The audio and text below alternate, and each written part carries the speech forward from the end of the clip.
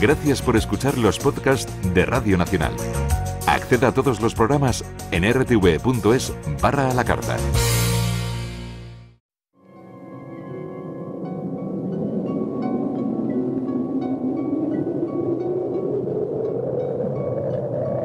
Solo cuando el túnel está en la más absoluta oscuridad es cuando puede volver otra vez la luz.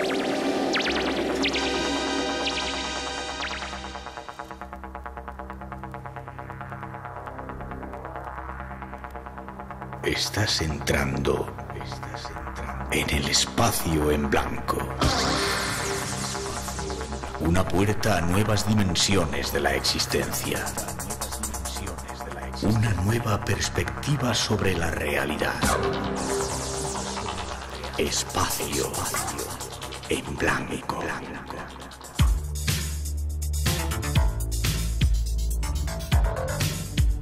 Una producción escrita y dirigida por Miguel Blanco.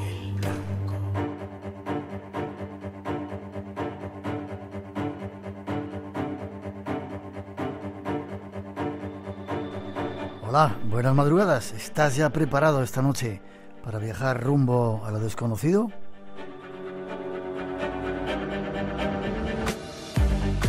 Un viaje que ya comienza y que será un placer realizarlo a tu lado juntos en esta emisión del Espacio en Blanco que ya comienza. Algo que hacemos desde el estudio 204 con los saludos de todo el equipo que esta noche se encarga de realizar el programa. En la parte técnica Rodrigo Vázquez de Prada, Natalia Sotillos en la realización y coordinación, Rosa Rodríguez en la locución y producción, y este que os habla, Miguel Blanco. Para todos nosotros un placer estar aquí, incluso en este tiempo de vacaciones, en este tiempo de verano.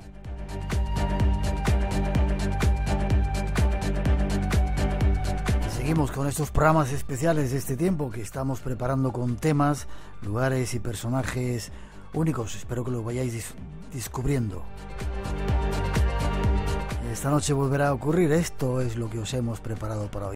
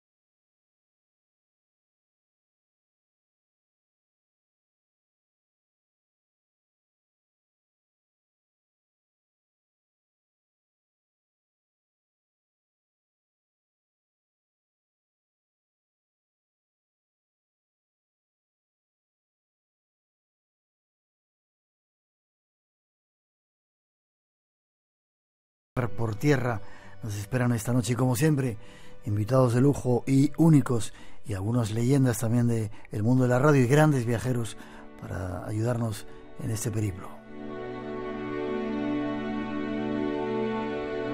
Y nuestra primera intención es viajar rumbo a lo desconocido. Lo hacemos después de esa introducción y os presentamos a nuestro guía de la noche.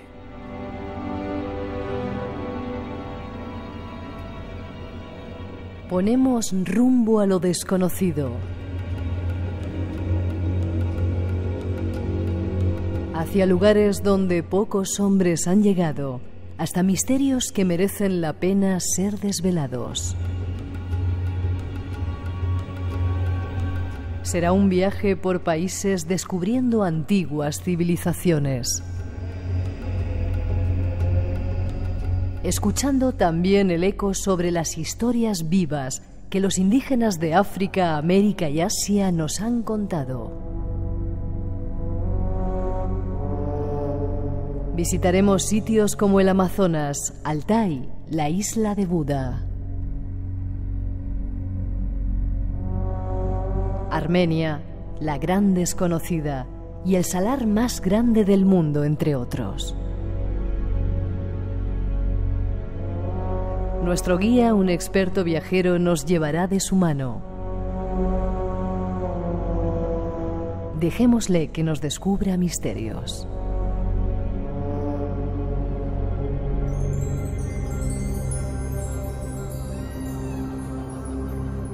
Y nos vamos de viaje. Si hay alguien en este planeta que ha visitado lugares increíbles, desconocidos, perdidos en el mundo, es nuestro siguiente invitado, periodista, guionista del programa Cuarto Milenio, doctor en Ciencias de la Información, brasileño, brasilero, que eso es un título, don Pablo Villarrubia. Pablito, ¿cómo estás? Querido amigo, un placer inmenso hablar contigo y celebrar tantos años de radio, y recordando a la gente que mi primer programa en que participo cuando vengo aquí a España fue en el 93 y tú me entrevistas sobre los atlantes en Brasil, fíjate, y creo que debo tener la cinta por ahí todavía guardada, y si la encuentro la voy a digitalizar. Casi nada. Han pasado unos cuantos años, sí señor. Ha seguido viajando, ha seguido buscando lugares desconocidos y ha sacado un libro que se llama así, Rumbo a lo desconocido, viaje a las fronteras de lo insólito. Pero a veces la gente cuando saca libros, yo me incluyo, pues bueno, yo sé, lugares normalitos, tú Camerún, Santo Tomé y Príncipe, Altae, Brasil, Armenia, Camerún, casi nada. Nos vamos con etnias perdidas, ¿te parece? Claro que sí. Tribus perdidas, los pigmeos de Bayele. ¿Quiénes son estos personajes y qué hacen? Increíble, Miguel, porque esta gente pequeña, entre comillas, porque tienen un corazón inmenso. Además, los pigmeos Bayele son de las tribus menos conocidas, comunidades menos conocidas de los pigmeos. Son un poquitín más alto que los pigmeos que están más al interior. Estos están entre la Guinea Española y el Camerún. Y esta gente son conocidos como excelentes curanderos. Ellos conocen la farmacopea, la selva a perfección, donde se esconden, huyendo a los grupos de los Fang y otros negros que los persiguen, que incluso quieren prácticamente esclavizarlos. Y su mejor refugio la selva, el bosque ecuatorial africano. Para nosotros, lógicamente, aquello es el infierno verde, y para ellos es el refugio de sus vidas y los mejores padres del mundo, que cuando volví a España me enteré leyendo que los pigmeos Bayele, especialmente ellos, están considerados como los mejores padres, porque saben educar perfectamente sus hijos, los tienen muy bien educados en el sentido de la libertad, en el sentido también de la responsabilidad, cosa que no haría falta aquí en España, en Europa, ¿no?, a muchos padres.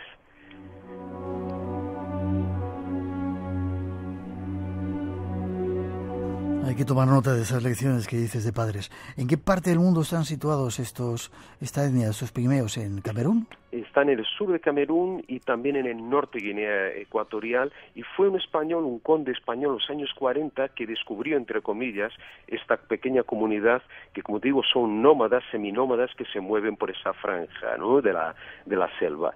Y hay un misterio, hay una historia curiosa, porque yo llevaba unas láminas del famoso Mokele Mbembe, ¿sí?, esta criatura dinosaurica, según algunos, ¿no?, que viviría en la zona de la África ecuatorial, y quería enseñárselos para ver si ellos tenían alguna referencia. Yo sabía que posiblemente iba a ser muy difícil en ese sector más occidental de la selva, pero por intentar que no quedara. Entonces cuando llegamos a la comunidad de ellos, en medio de la selva, le enseñé esas láminas y ellos nada. Después empecé a pasar otras que tenía, de rinocerontes, de elefantes y tal, lógicamente animales conocidos, y de pronto señalan la lámina del león, y uno de ellos se echa al suelo con las manos sujetando la cabeza con las manos, y empieza a emitir sonidos, varios sonidos extraños, y yo pregunto al guía, que hablaba francés, un Fang, le pregunto qué le pasa a este hombre, Y entonces cuando ya consiguen entablar conversación con él, de aquel susto, aquel miedo que llevaba, aparentemente estaba aterrado aquel hombre, aquel pigmeo, me cuenta que ellos, un poquito más al interior donde estábamos, habían sido asolados, atacados en varias ocasiones por un león gigante, enorme y blanco, y que había matado a varios miembros de su comunidad, incluso su familia, y por eso el terror estampado en aquel pobre hombre, ¿no? Entonces iba por una cosa y acabé descubriendo otra, ¿no? La historia primero de un león en la selva, que ya es raro, ¿no? Un león más grande de lo normal y un león blanco que vaya a ser a lo mejor albino, ¿no? Vaya a ser uno a saber. Y esa fue la historia que me impactó también junto a este pequeño gran pueblo, los pigmeos Bayeli.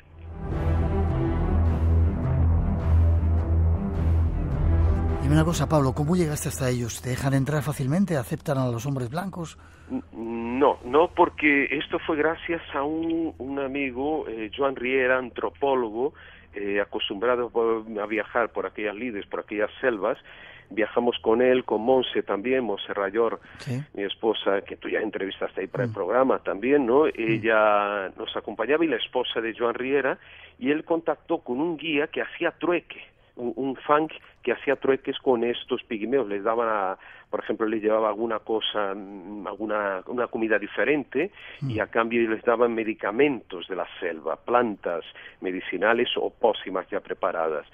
Y como digo, son muy esquivos, porque ellos no quieren contacto ni con los blancos ni con los demás negros, porque como dije, los esclavizan. Y este hombre, el guía, iba haciendo sonidos imitando animales, principalmente aves, a lo largo del río Locunge, donde navegábamos con una canoa, y de esta manera contactaba, ¿no? Logró contactar con esta comunidad que ella conocía y mantenía contacto por ese motivo comercial, digamos, entre comillas, el trueque, ¿no? Y fue de esa manera que llegamos a ellos. Y espero que sigan ahí perdidos en el bosque para evitar que un día sean esclavizados o que simplemente desaparezcan en manos, ¿no?, de la civilización, entre comillas. Ojalá así sea. ¿Creen en la magia? ¿Tienen creencias mágicas, rituales que hagan? Son muy reservados. Fíjate que uno de los temas menos conocidos de ellos es la magia que practican, no te hablan. Incluso cuando volví, fui a consultar la Biblioteca de los Padres Blancos aquí de Madrid, y apenas había información sobre el tema. Posiblemente sea uno de los pueblos que mantengan más en secreto sus costumbres, precisamente en ese ámbito de la brujería, de la religión. Son muy discretos. Lo único que dejan transparecer un poco son sus conocimientos, y se enorgullecen de ello, de la farmacopea, del uso de las plantas medicinales.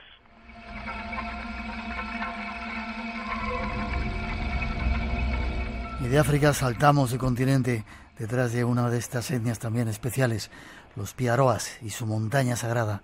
Qué lugar tan increíble, ¿eh? Pablo, yo tengo también el honor de haberla conocido. Qué lugar tan increíble. Qué maravilla, ¿no, Miguel? Tú que has visto aquello, puedes decir que es realmente uno de los lugares más espectaculares de la tierra, ¿eh? No cabe duda. Y la montaña, el Cerro Autana, para mí me parece uno de los tepuis más fantásticos que tepuy y montaña de una forma general, ¿no?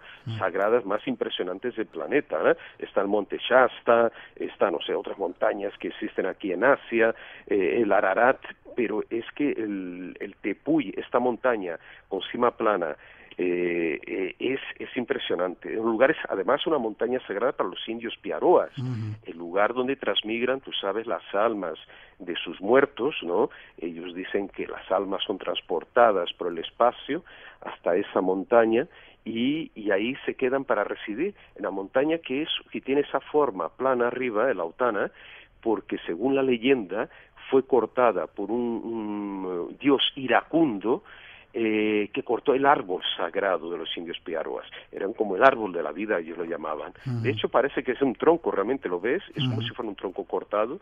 Tú ves las fotos, tú que has estado allí desde lejos, y la leyenda dice que de ese árbol brotó toda la vida.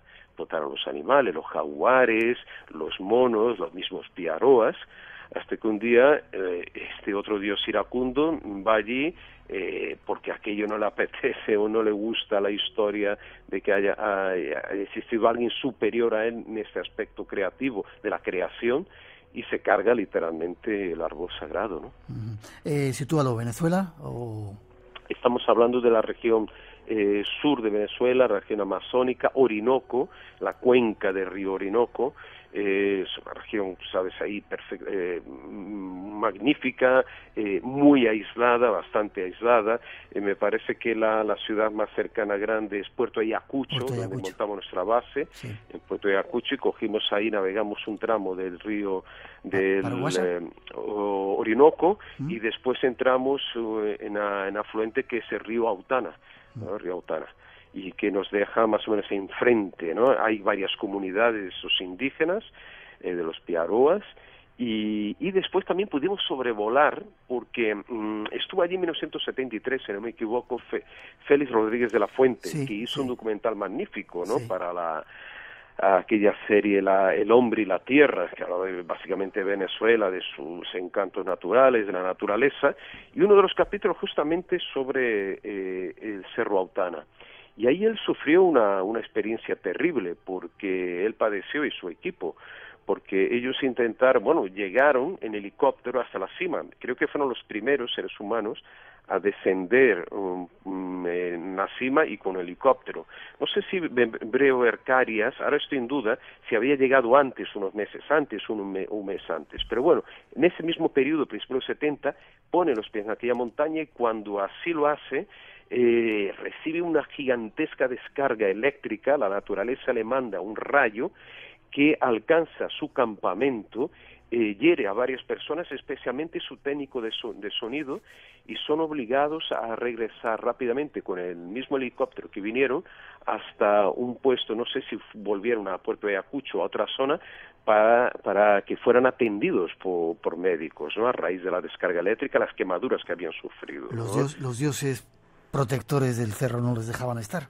Exactamente, y eso fue lo que me dijeron los Piaroas, ¿no? Que él había profanado aquella montaña mágica. Fíjate qué curioso que desde entonces parece que se prohibió que cualquier artefacto terrestre, humano por lo menos, pudiera descender sobre esa montaña. Y como es así, nosotros lo que hicimos fue alquilar una avioneta y sobrevolar por lo menos el Cerro Autana, porque esta montaña además tiene una cosa muy característica, que creo que es única en el mundo. Tiene una cueva que la atraviesa de punta a punta esa montaña en la parte más alta. Entonces, bueno, ¿cómo se formó eso? ¿Cómo eso es posible, no? Y se puede ver, de hecho, cuando sobrevolamos con la avioneta, que fue algo espectacular, junto con nuestro amigo Adrián Sánchez, que era de una de las comunidades Piaroas, este chico que nunca había visto su montaña sagrada tan de cerca y de arriba, desde arriba. Claro, pudimos ver el traspaso, o sea, de un lado a otro, ¿no? El túnel, la abertura esa que hay, que tiene unos 30 metros de altura más o menos esta cueva, que fue formada en tiempos pretéritos, geológicamente hace millones de años, cuando esa montaña todavía no era montaña, estaba en el suelo, cuando había todavía un río subterráneo. Imagínate los millones de años que pasaron hasta que hubo una elevación, ¿no? De poco a poco, muy lentamente, como sabes, geológicamente hablando, de esta montaña, dejando expuesto ya ese río subterráneo o esa cueva, enorme cueva que traspasa. Hay 1000 leyendas, por ejemplo, de que ahí se vieron pterodáctilos, ¿no? Estos saurios voladores prehistóricos. Eso lo contaba el maestro Brewer Carias, el gran explorador, el Indiana Jones venezolano, que tuvimos la oportunidad de entrevistar en Caracas. A lo mejor tú lo conoces, no sé si llegaste a entrevistarlo, ¿no, Miguel? Sí, lo conozco. Este hombre tiene 1000 historias, ¿no? Y nos habló también sobre esa leyenda, y nos habló también de que en esa cueva, en la entrada de la cueva, en los años 60, 70, como se veía solo desde lejos y no podían llegar, veían como una especie de altar en la boca de una de las bocas de la cueva, y sobre ella lo que ellos consideraban una calavera humana, una especie de calavera. Entonces consideraron que aquello era un altar de sacrificios. Claro que la calavera sería muy grande, tendría más de 1 metro o 2 metros de altura, pero fue el mismo Brewer Carias que cuando ahí llega escalando la montaña y descendiendo después por la cueva, por las paredes de la montaña hasta la apertura, entonces él es el primer ser humano que entra en esa cueva y percibe que aquello no se trata de un altar, sino una gran formación natural, ¿no?, pétrea, y sobre ella otra roca de forma redonda que desde lejos recordaba realmente la forma de un cráneo humano.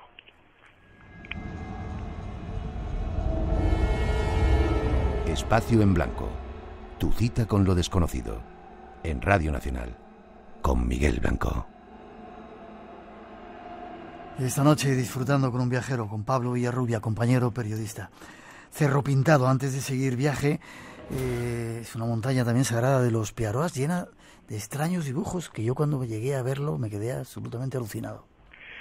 Sí, bueno, y eso fue llegamos al lugar gracias a nuestro querido amigo Pablo Novoa, gran explorador, amigo gallego y que vivió muchos años también en Venezuela. Ajá. Y Pablo nos dijo, tenemos que ir a Cerro Pintado, que está también muy cerca del río Orinoco. Salimos de Puerto Ayacucho por tierra y llegamos a esta montaña granítica, y ya desde lejos puedes observar una figura inmensa, como de una culebra haciendo zigzags, en forma de zigzags. Ahora no me acuerdo la dimensión, pero tendría más de 50, 60 metros. Tremendo. Uh-huh. Y eso se puede ver desde lejos, desde varios kilómetros de distancia. Según Pablo Novoa, la interpretación que da para esta figura, que está rodeada de otras figuras, pequeñas figuras antropomorfas, de rayas, de algunos elementos, algunos círculos, es un gran mapa. Para él la representación del río Orinoco y de varios puntos importantes en tiempos pasados para los habitantes de aquella zona y que estaban señalados sobre esa montaña, estaban picados en la piedra. Estamos hablando de un petroglifo gigantesco, ¿no?, un geoglifo casi, ¿no?, podríamos hablar con otros elementos alrededor. Entonces hablaríamos de un gran mapa visible, y a lo mejor no todos podrían interpretarlo, sino algunos miembros de alguna comunidad que tendrían referencia de aquellos símbolos expuestos en esa gran roca, ¿no?, que se puede ver a varios kilómetros de distancia. Contigo estaríamos horas hablando de todo ello. Los Piaroas son conocidos también por el yopo, esa planta de poder que utilizan para trascender de un lugar a otro. ¿Estuvisteis con algún chamán también vosotros? Estuvimos hablando con un chamán de una comunidad cercana a Cerro Pintado. Por suerte no probamos el yopo, que tú sabes que es muy desagradable, ¿no? Yo sí lo tuve que probar. Mamma mía, Miguel, me compadezco de ti, porque realmente ha sido, no sé, pero te digo, la experiencia que han tenido occidentales, por lo menos con el yopo, es muy fuerte.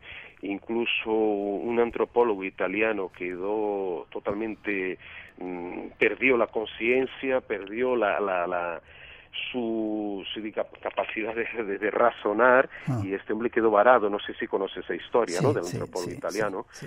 Y es una experiencia muy dura. Lo que nos estuvo enseñando son los instrumentos usados para el ceremonial de yopo.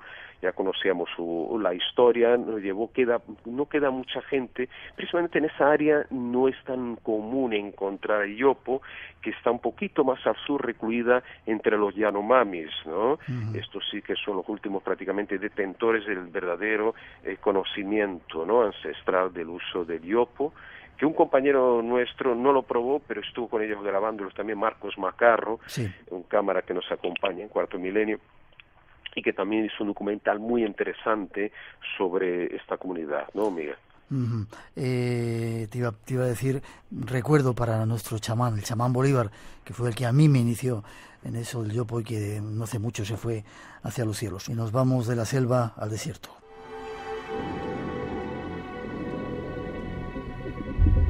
El salar de Uyuni, extrañas luminarias. ¿Dónde está este salar y qué hay allí, Pablo? Bueno, ¿Estás a gusto con nosotros? Como no te puedo ver. Por favor, es verdad, sí, pero estoy perfectamente contigo, como si estuviera a mi lado aquí, Miguelito. Claro que sí, hombre. Bien. Por favor. No, fíjate, ya estoy yo viajando, yo mismo estoy viajando aquí ya, mentalmente a los lugares, contigo. Y bueno, cuando quieras. El salar. ¿Podemos? Sí, adelante, el salar de Uyuni, extrañas luminarias. Cuéntame qué es eso. Esto es uno de los puntos que desde el espacio, antiguamente dirían espacio sideral, me acuerdo de las películas, que me gusta mucho la palabra, desde el espacio los astronautas lo observan con mucha admiración, porque es como un gran destello que ellos observan desde la órbita terrestre, y está localizado en el corazón de Bolivia, Ese gran país para mí me parece un país extraordinario, algunos lo llaman el Tíbet de América, es uno de los mayores salares de las Américas, y si no me equivoco debe ser hasta el más grande que hay en Sudamérica, este salar.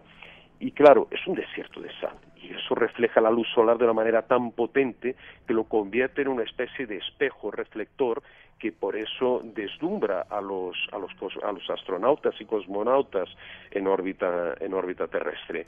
Tiene un poder magnético especial, porque es un sitio, como sabemos, sagrado para las comunidades aymaras, las quechuas que habitan ahí, en los poquitos que habitan en esa zona, porque estamos hablando de una zona árida, una zona muy agreste, muy dura, que quema las pieles, y los nativos que viven ahí en el salar, los pocos, que básicamente no es en el mismo salar, sino a orillas o en pequeñas islas que existen dentro del salar, son gente muy castigada.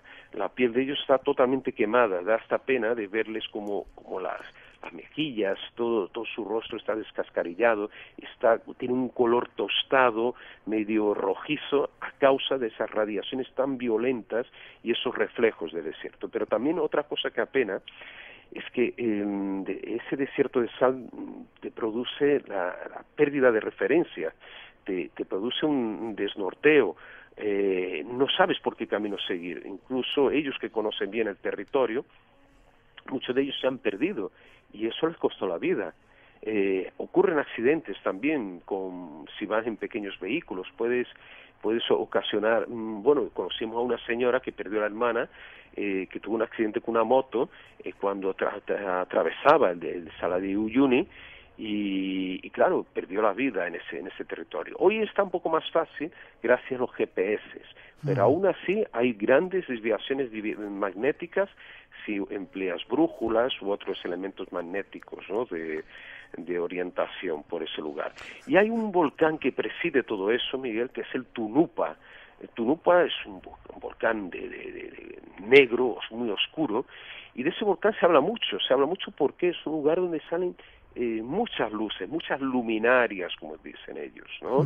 Ellos al principio no atribuyen eso, lógicamente, a ovnis. Ellos creen que esos son espíritus, son almas, son los guardianes de los tesoros que están enterrados, ¿no?, de estos tesoros milenarios de antiguas civilizaciones, y que si tú localizas el punto exacto donde sale una luz, tú puedes encontrar ese tesoro.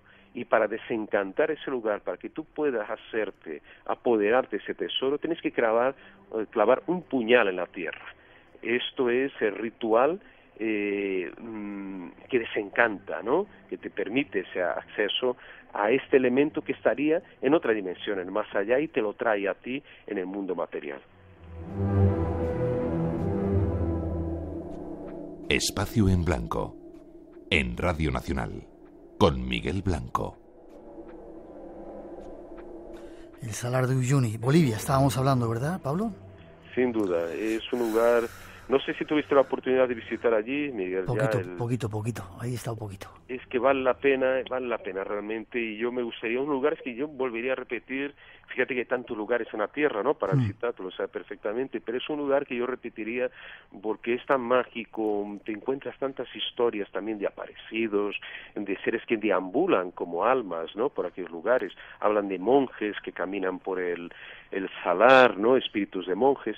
Es un lugar muy, muy extraño, al mismo tiempo una belleza inigualable, ver aquel manto blanco, y las lagunas después que están más al sur, que hay una serie de lagunas con varios colores, una laguna con color rojo, de aguas rojas, otras de aguas negras, otras de aguas amarillas o de color como naranja. Es un espectáculo, un territorio espacial realmente, de Uyuni.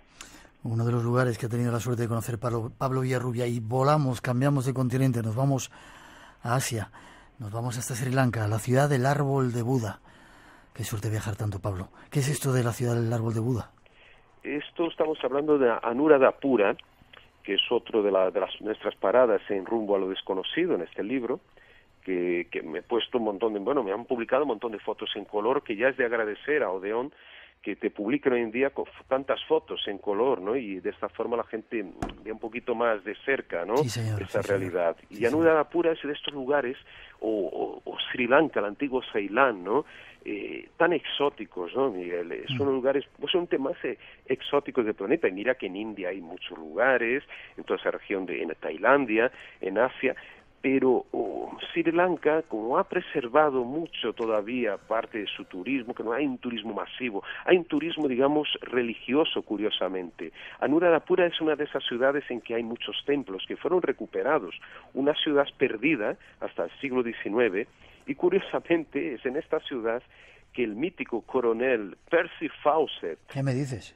claro, estuvo y descubre un templo que tiene un montón de cabezas de elefantes a finales del siglo XIX, el punto de partida de toda la historia del manuscrito 512. Bueno, ahora está la película, creo que todavía seguirá por ahí, la de Zeta, la ciudad perdida, ¿no?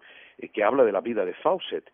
Pues me pareció raro que la película no empezara por ahí, en Sri Lanka, que es todo el inicio de su búsqueda espiritual, mística, de una ciudad perdida en América Latina, porque él encuentra una conexión entre inscripciones singalesas muy antiguas que existían ahí y que revelarían una historia, un pasado misteriosísimo de la Tierra, pues solamente relacionado con Lemuria y Atlántida, y que estaba situado ahí en esa región de Sri Lanka, Lemuria, y que él conecta más tarde esa escritura con otra que existiría en una ciudad perdida de Brasil, la del famoso manuscrito 512, que Richard Burton, el gran explorador, publica en una de sus obras, y que Fawcett lee, se queda anodadado, se queda prendado por aquello y encuentra una misteriosa conexión de miles de kilómetros de distancia entre Brasil y Sri Lanka. Una auténtica locura, ¿no, Miguel? Qué apasionante. Qué apasionante.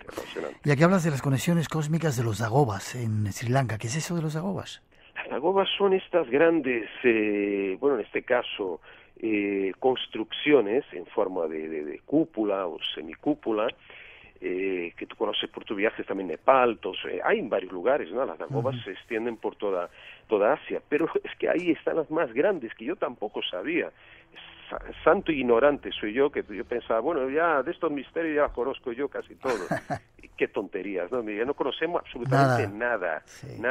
Y lo descubrimos días antes de ir allí, porque estaba leyendo un libro de Ramiro Calle y me encuentro con esa historia, una guía que él había escrito sobre Ceilán, y encuentro, ¿qué demonios tengo que ver esto, las dagobas? Estamos hablando de construcciones que la más grande tiene el mismo volumen de la pirámide de Kefren en Egipto. ¿Qué me dices? O sea, una friolera de 120 metros de altura. Aquí hay una masa compacta formada por piedras, ladrillos, incluso que conserva, claro, porque tú preguntas, ¿y para qué sirve esa construcción tan grande, no? Para albergar las reliquias de Buda. O sea, una reliquia, pues fíjate las reliquias de Buda que deben existir, porque existen tantas dagobas como tantas reliquias de Buda. Pero lo más interesante de todo esto, que que existen varias, no sé ahora cuántas existen en Anuradhapura, pero las tres principales están alineadas, que tienen entre 120, como te digo, y 80 metros de altura, están alineadas como las pirámides de Egipto en relación al cinturón de Orión, o las Tres Marías, como son conocidas popularmente, esas tres estrellas de Orión, ¿no? Y que tienen toda la misma simbología y orientación astronómica que las pirámides de Egipto. Y eso no lo digo yo, lo dice un gran estudioso que desgraciadamente falleció unos meses después que contacté con este hombre, que tiene un apellido, un nombre impronunciable, y el apellido sí que es pronunciable, que es Fernando, y Fernando tiene ese nombre porque allí estuvieron los portugueses y dejaron su impronta, su huella en apellidos, en nombres, hasta en el lenguaje de hoy en día, del singalés, se emplean muchas palabras de portugués. Entonces, don Fernando escribió un libro antes de morir, explicando toda esa teoría de la alineación de las tres grandes dagobas de Anuradhapura con las tres Marías y su relación con Egipto. Un libro apabullante, prácticamente desconocido, lo publicó por suerte en inglés este hombre antes de fallecer, y a mí me impresionó mucho por encontrar ese tipo de misterios tan extraordinarios allí en el corazón de Sri Lanka. Y esa es la conexión cósmica, conexión con esas estrellas. ¿Y quién lo construyó? Eso fueron varios pueblos. Parece que hubo una cadena de reyes, no son tan antiguas como las pirámides de Egipto, eso hay que dejar claro, pero tienen más de 3.000 años, las más antiguas posiblemente tengan más de 3.000 años, otras tengan entre 2.000 y 1.000 años de antigüedad, estas dagobas, y fueron varios reyes que crearon una de las civilizaciones más duraderas, que más tiempo realmente se extendieron en Asia. Me parece que duraron más de 1.000 años la ciudad de Anuradhapura, y enfrentándose varias invasiones, varias batallas, varias guerras, y mantuvieron una ciudad toda rodeada de canales, construyeron grandes canales, una serie de construcciones inmensas que hoy están siendo poco a poco recuperadas, porque en el siglo XIX, como te digo, en la época de Fausa, estaban cubiertas de vegetación, era una ciudad realmente perdida, se había olvidado, incluso la gente había perdido conocimiento de la existencia de esta gran civilización, y poco a poco está siendo resucitada,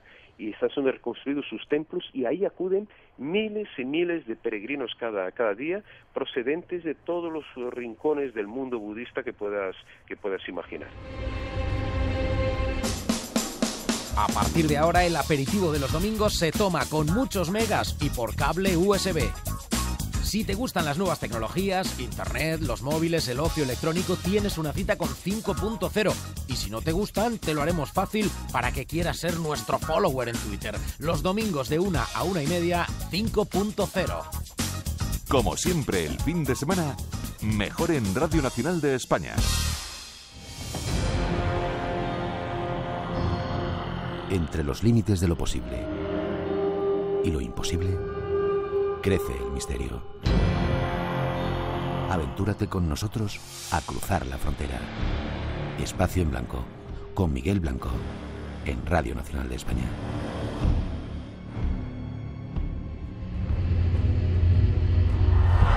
Últimos minutitos de estar contigo, no te quiero entretener mucho más, Pablo, no te quiero cansar.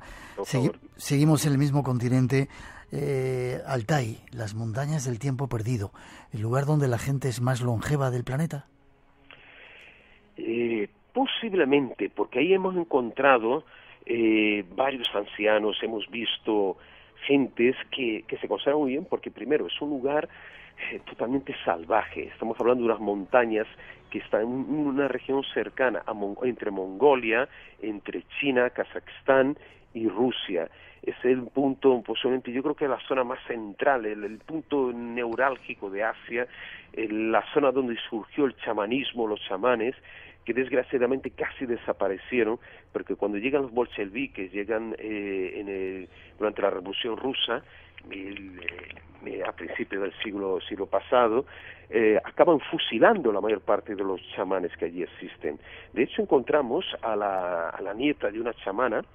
Es así, su abuela escapó viva, pero no tuvieron la misma suerte otros de sus compañeros, y ella nos enseñó el traje de su abuela chamana, repleto de pieles, incluso una cosa que nos llamó la atención, cordones umbilicales también, porque ellas eran las parteras, a las comadronas, las que traían a los pequeños a la vida, y como forma de dar suerte a ese pequeño, ellas se colgaban también estos cordones umbilicales en estos trajes tan curiosos. Y aquí es una especie de cuna de civilizaciones, un punto donde salieron los chamanes hacia el estrecho de Bering, después América, y llegaron hasta Sudamérica. Es una región montañosa, como te digo, muy aislada, aire muy puro, se nota ahí el ozono, digamos, de la atmósfera. Es una zona mágica, porque estamos hablando de una zona de kurganes, estas grandes construcciones que semejan a pirámides, pero un poco más bajas y más planas, que eran obras de los escitas, de estos pueblos nómadas que singlaban las praderas de toda esa región de Asia Central hasta las montañas del Altai, y donde se encontraron grandes tesoros de oro, efectivamente, bajo estos kurganes. Pero lo más interesante es que alrededor de ellos se generan extraños campos magnéticos, y eso pudimos comprobar que cuando fuimos allí por cuarto milenio, junto con nuestro buen amigo Juan Antonio Sanz, gran conocedor de las culturas asiáticas, habla perfectamente ruso, nos sirvió también de intérprete, pudimos averiguar que en uno de estas zonas de Kurganes, la brújula que llevamos enloquecía y mi móvil, mi celular, se apagó y se encendió varias veces, cosa que nunca ha pasado en toda mi vida, nunca aquí en Madrid, en cualquier otro lugar que he llevado mi celular, nunca se encendió, se apagó varias veces como ocurrió en ese lugar. Y fue cuando nos dijeron, más tarde nos enteramos, unos días después, hablando con un grupo de investigaciones de científicos que investigan toda esta zona, nos hablaban de extraños fenómenos magnéticos ocurridos en una zona muy cercana a lo que ellos consideran a Borovodia, que sería la Shangri-La de esa región del Altai, una de las entradas al mundo subterráneo, donde, como tú decías al principio, donde la gente no envejece. Hemos visto que sí, de una forma natural, la gente vive más tiempo en Altai, sabemos, porque hay buenas condiciones climáticas, pero hay esa otra leyenda, esa tradición milenaria que tú conoces perfectamente de Shambhala, del mundo subterráneo, que nos hablaba René Guénon y otros, de Roerich, Nicolás Roerich, y que posiblemente sería un indicativo esas alteraciones para ese grupo que entrevistamos en Barnau, la capital del Altai ruso, de que sería una de las entradas al mítico reino de Volovodia, una de esas regiones donde se refugiaban los antiguos creyentes, estos pueblos ultra ortodoxos que conocían perfectamente los secretos de la naturaleza y eran capaces de manipular el tiempo y el espacio.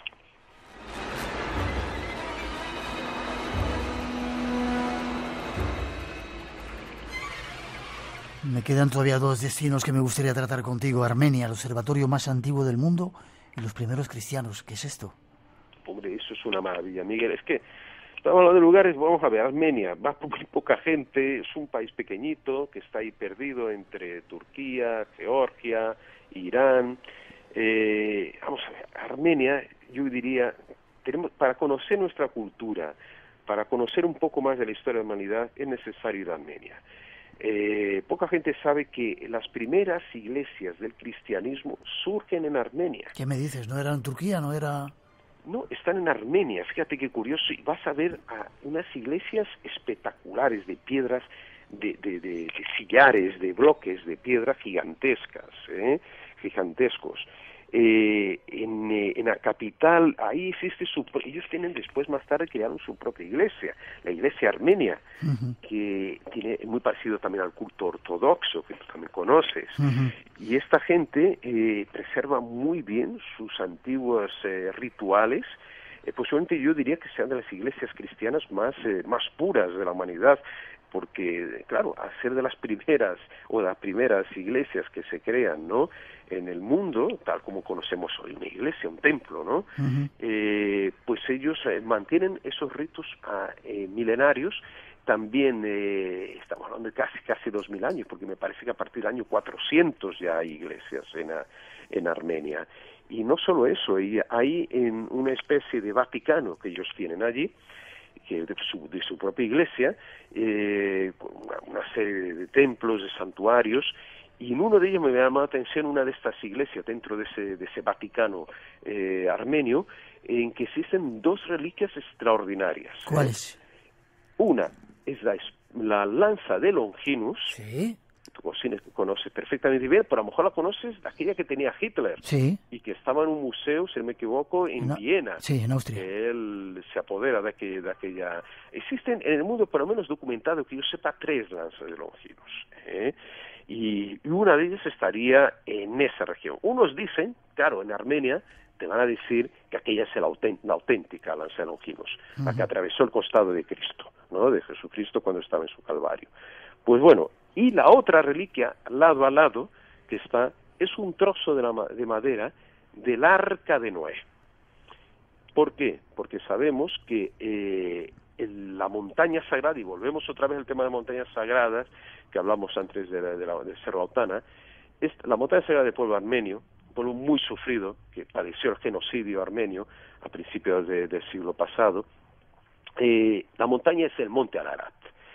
Esta montaña que se quedó, desgraciadamente, para el pueblo armenio, se quedó del lado turco cuando hubo la división, cuando cayó el muro de Berlín, cayó la Unión Soviética, y se hizo el reparto, un nuevo reparto geopolítico de aquella región, y desgraciadamente quedó del lado turco.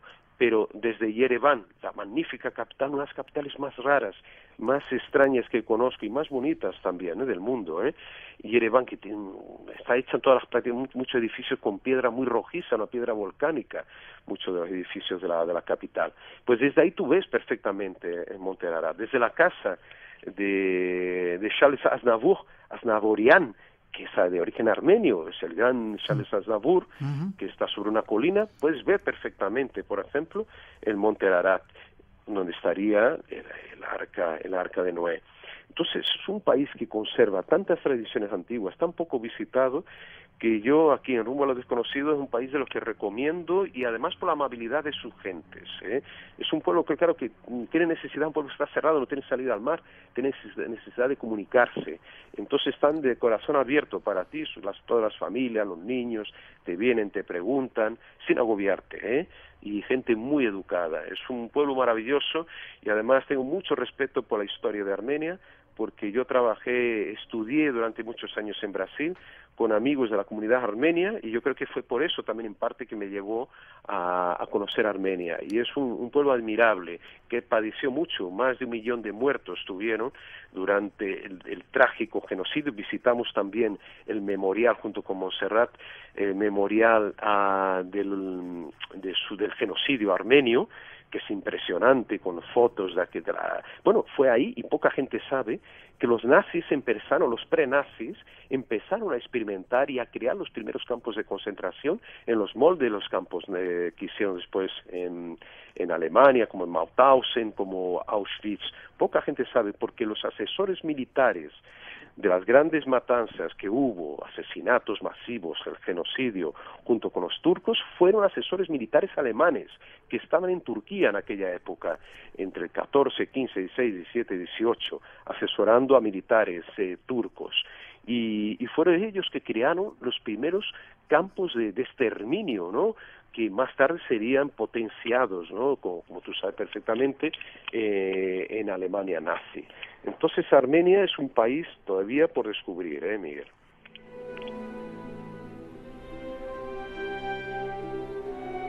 Tres últimos minutos. En Guadalupe, en Sao Tomé y Príncipe, en el Colegio Guadalupe hay posesiones. Un apunte simplemente, y que lo lean en tu libro o nos lo cuentas en otro programa, Pablo. Posesiones. Exacto, Madre Santa, yo diría, Miguel, Madre Santa, porque ese lugar, esa isla paradisíaca, aquellos pobres alumnos del Colegio Guadalupe, y siguen padeciendo, según me llegan las últimas noticias, fíjate que han pasado unos 3, 4 años de que fui allí, siguen padeciendo posesiones demoníacas.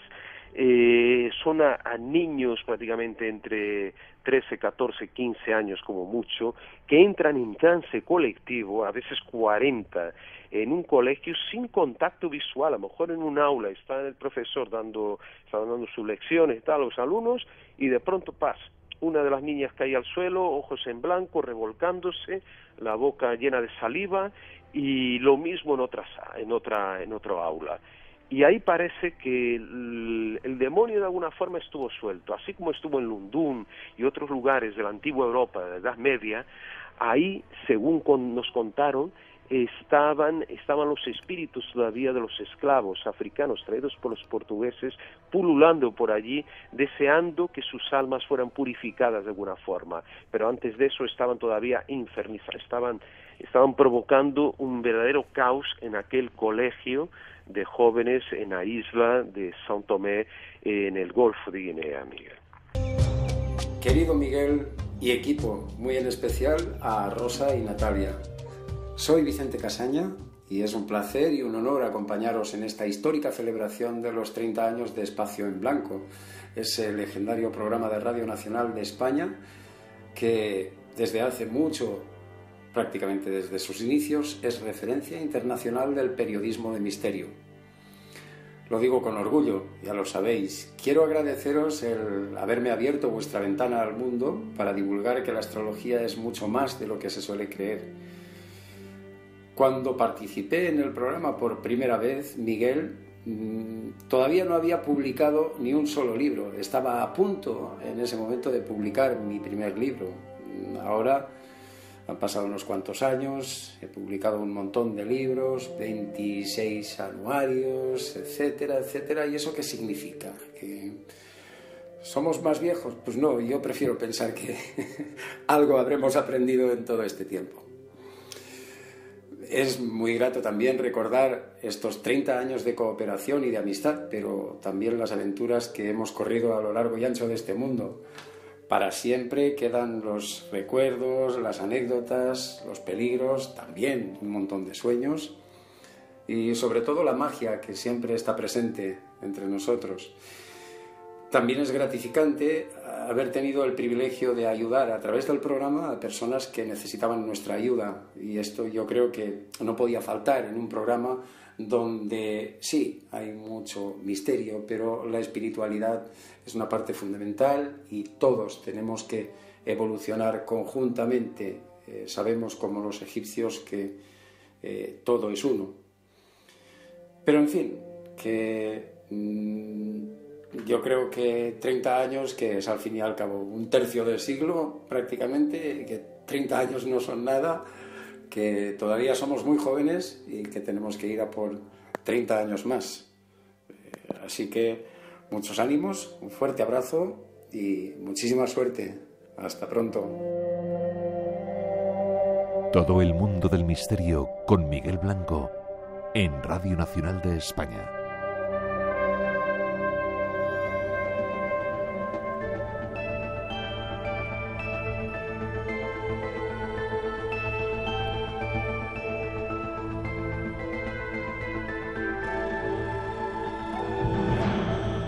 Regresamos de ese viaje rumbo a lo desconocido. Llega el momento de hacer una pausa. Las noticias de las 3, las 2 en las Islas Canarias esperan con toda la actualidad de nuestro país y de este planeta. Esta pausa va a servir justo el tiempo para volver a preparar el equipaje y seguir de viaje. El siguiente destino nos va a llevar al mar a descubrir algunos de sus secretos y de sus enigmas. Un tema que recomiendo que no os perdáis, y las redes sociales siguen abiertas para ti. Seguimos compartiendo este verano español. Tras la noticia regresamos, y si queréis entrar en Face o en Twitter, Blanco Radio, buscarnos con los saludos para todos. No vayáis, enseguida regresamos. Hay mucho más misterio en esta segunda hora del Espacio en Blanco aquí en Radio Nacional.